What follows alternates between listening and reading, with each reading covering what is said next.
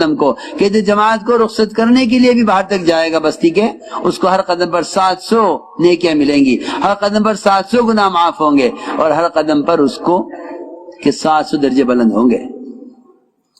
پھر جب رخصت کرنے والے کے لیے اجر ہے تو نکلنے والے کے لیے کیا اجر ہوگا؟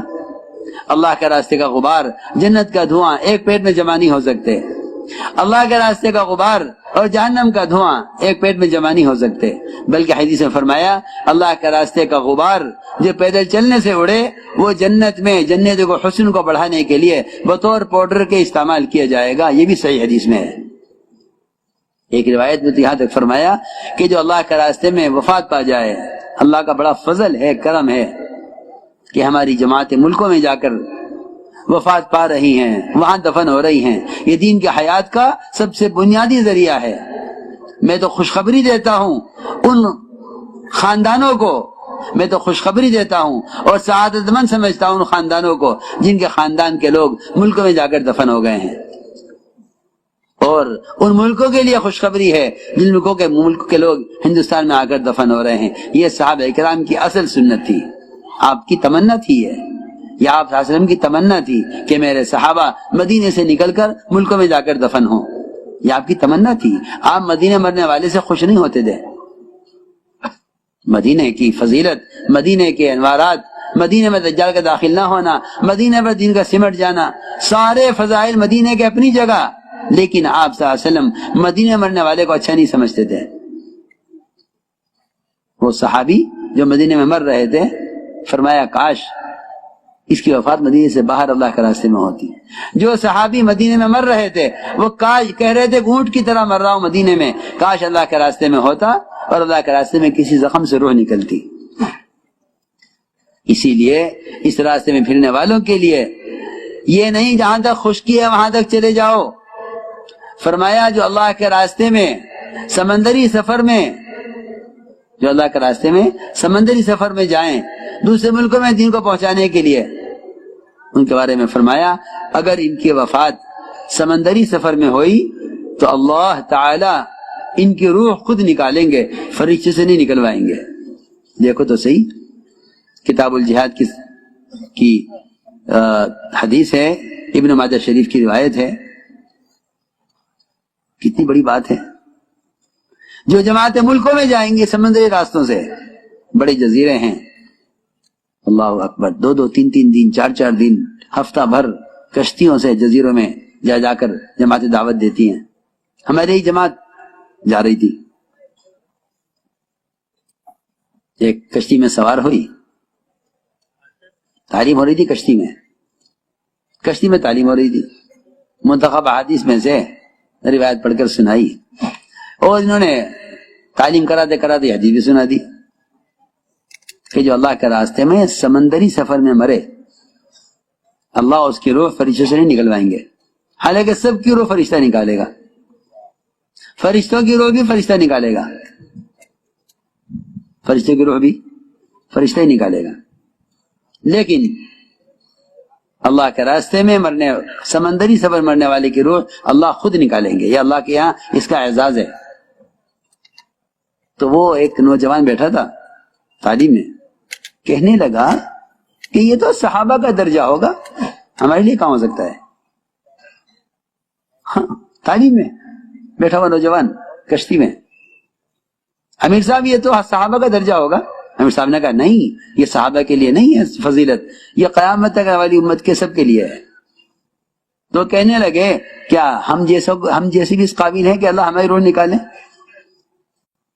ساتھیوں نے آگر سنایا کہ ابھی یہ کشتی اگلی جزیرے پر پہنچی نہیں تھی، یہ ساتھی تعلیم سے اٹھا، نماز پڑھی، نماز پڑھ کر لیٹا، خیر اللہ کیا، اور جب خیر اللہ کے بعد اس کو اٹھایا تو اس کی روح نکل چکی تھی۔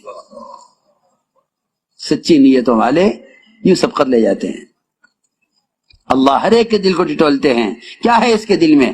اس کے دل میں اللہ کے راستے میں قبولیت کا ارادہ ہے، یا اس کے دل میں اپنے گھروں میں رہ کر ملک و مال کمانے اور خواہشات کے پورا کرنے کا جذبہ ہے؟ اللہ ہدایت کا کام ان سے لیتے ہیں جنہیں اس راستے میں قبول کرتے ہیں۔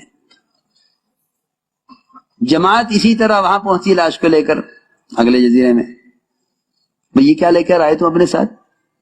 سارا قصہ سنایا اس بات پر پورا جزیرہ اس بات پر کھڑا ہو گیا کہ ہم ابھی نقد آپ کے ساتھ اس کشتی میں سوار ہو کر 4 مہینے کے لیے نکلنا چاہتے ہیں. وہ تو داعی کی موت دین کی حیات کا اصل سبب ہے. پورا جزیرہ تیار ہو گیا کہ یہ نہیں ہو سکتا کہ ہمارے یہاں آنے والا مہمان اس راستے میں جان دے. تو میں عرض کر رہا تھا کہ پیدل چلنے کی جہاں تک ہو سکے کوشش کرو.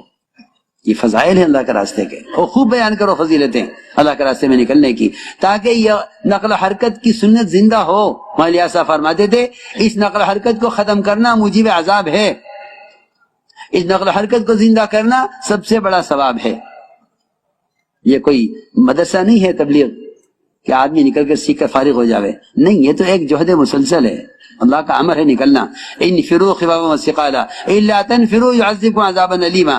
یہ نفر کو نصرت کے ساتھ جوڑا ہے. الا تنفروا الا تنصروه، معلوم ہوتا ہے کہ نفر ہی دین کی نصرت ہے. ورنہ آپ نے صحابہ سے عہد نہیں لیا تھا کہ میرے بعد تم نماز نہیں چھوڑو گے، زکوٰۃ نہیں چھوڑو گے، حج کرنا نہیں چھوڑو گے. آپ کو اس کا اندیشہ نہیں تھا کہ یہ فرائض کو چھوڑ دیں گے، اس کا اندیشہ تھا کہ یہ میرے بعد دعوت کو چھوڑ دیں گے. اس لیے آپ نے اس کا صحابہ سے عہد لیا، اور اللہ نے یہ صاف کہہ دیا صحابہ سے کہ اگر تم مدد نہیں کرو گے نبی کی تو ہم تمہیں ہٹا کے دوسروں کو لائیں گے جو نبی کی نصرت کریں گے اس کام پر. اس لیے میرے دوستو عزیزو، ہمیں اس کام کو انشاءاللہ کام بنا کر رہنا ہے. ہماری جماعتیں جہاں تک پیدل جگہیں پیدل چلیں، جہاں سواری کی ضرورت ہے سواری بھی استعمال کریں، سواری کا استعمال کرنا بھی سنت ہے. جہاں درمیان میں آبادیاں نہیں ہیں، لمبے فاصلے ہیں، وہاں سواری سے فاصلے کو طے کیا جاوے. سواری میں بھی ٹرین میں دعوت دیتے رہیں. آپ صلی اللہ علیہ وسلم کی سنت ہے کہ آپ سفر میں دعوت دیا کرتے تھے. سفر ہجرت خطرے کا سفر تھا، چھپ کر نکلے، آپ کے قتل کی کوششیں ہو رہی، لیکن آپ سفر ہجرت میں ڈاکوں کے راستے کو آپ نے اختیار کیا ڈاکوں کو دعوت دینے کے لیے. ہم تو ٹرینوں میں ہوں گے یا کہیں، ہم تو ایک پروگرام چلے نا، پروگرام ہمارے پروگرام نے ہمیں دعوت سے محروم کیا ہے. ہم پروگرام بنا کر چل رہے ہیں، ہم امت کی ہدایت کا غم لے کر نہیں نکل رہے، ایک پروگرام کے تحت چل رہے ہیں.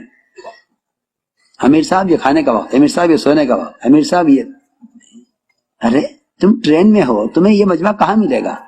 تم بکھر جاؤ ٹرین میں، 2 یہاں بیٹھے، ایک وہاں بیٹھا، ایک وہاں بیٹھا، ایک یہاں بیٹھا، وہ اسے دعوت دے رہا، وہ اسے ملاقات کر رہا. ٹرینوں میں تمہیں ملیں گے اپنے برادران وطن ملیں گے. ان کا اکرام کرو، انہیں قریب کرو، ان سے غلط فہمی کو دور کرو، انہیں بتاؤ اسلام امن کا مذہب ہے، دسترخوان کو وسیع کرو. تم ایسے بخیل بن کر نہ نکلو جماعت میں کہ اپنی جماعت کا کھانا، اپنی جماعت کی چائے، اپنی جماعت کے یہ بخیلوں کی جماعت ہے، یہ صحابہ کی جماعت نہیں ہے. صحابہ کرام کے ہاتھ میں کوئی نرم ٹکڑا روٹی کا آتا ایسے وہ کھلاتے جو بیڑیوں میں جکڑا ہوا پڑا ہے، خبر نہیں فدیہ لے کر چھوڑیں گے، یہ اس کو قدر کریں گے. سب سے بہتر روٹی کا ٹکڑا اس کے سامنے پیش کرتے تھے. گھٹیا کھانا خود کھاتے تھے، عمدہ کھانا ان قیدیوں کو کھلاتے تھے جنہیں اسلام میں داخل کرنے، اسلام سمجھانے کے لیے اپنے ماحول میں رکھا ہوا ہے. اس لیے میں جو کچھ کہہ رہا ہوں سمجھ کر کہہ رہا ہوں. ہماری جماعتیں اللہ کے راستے میں نکل کر خوب اکرام کیا کریں. جماعت میں نکلو کھلا خرچ لے کر نکلو، جماعت میں نکلو تو امت کا اکرام کرنے کے ارادے سے نکلو. ہماری جماعتوں میں صرف اپنی ضروریات، اپنا ٹکٹ، اپنا ویزا، اپنے خرچہ، اپنے اخراجات اور اپنے کھانے پینے کا خرچ لے کر نکلتے ہیں. یہ میں سمجھتا ہوں تبلیغ میں خرچ کرنا نہیں ہے، یہ تو اپنی ذات پر خرچ کرنا ہے. فلاں ملک میں جماعت جا رہی ہے، 1 لاکھ کا خرچ ہے، 80,000 کا ٹکٹ ہے، 20,000 کھانے پینے کا خرچہ ہے. یہ تو اس کا ذاتی خرچ ہوا نا، جماعت کا خرچ تو نہ ہوا. جماعت کا خرچ تو نہیں ہوا. میری بات سمجھنی پڑے گی. ابھی تک ہماری جماعتوں کا حال یہ ہے کہ جماعت میں نکل کر اپنی ذات پر خرچ کرنے کو تبلیغ پر خرچ کرنا سمجھتے ہیں. نہیں، یہ تبلیغ کا خرچ نہیں ہے. تبلیغ کا خرچ وہ ہے جو تم نے جماعت میں نکل کر دوسروں کے اکرام پر خرچ کیا ہے. یہ تبلیغ کا خرچ ہے. تبلیغ کا خرچ یہ ہے، یہ نہیں ہے. یہ تو تمہارا ذاتی خرچ ہے. تم تجارت کے لیے جاتے تب بھی تو خرچ کرتے، بمبئی جاتے ٹکٹ لیتے ٹرین کا، وہاں جا کر ہوٹل میں ٹھہرتے، خرچ کرتے، کھانا کھاتے، خرچ کرتے. تم اپنی ذات پر خرچ کرو تجارت میں نکل کر، اپنی ذات پر خرچ کرو جماعت میں نکل کر، دونوں برابر ہیں.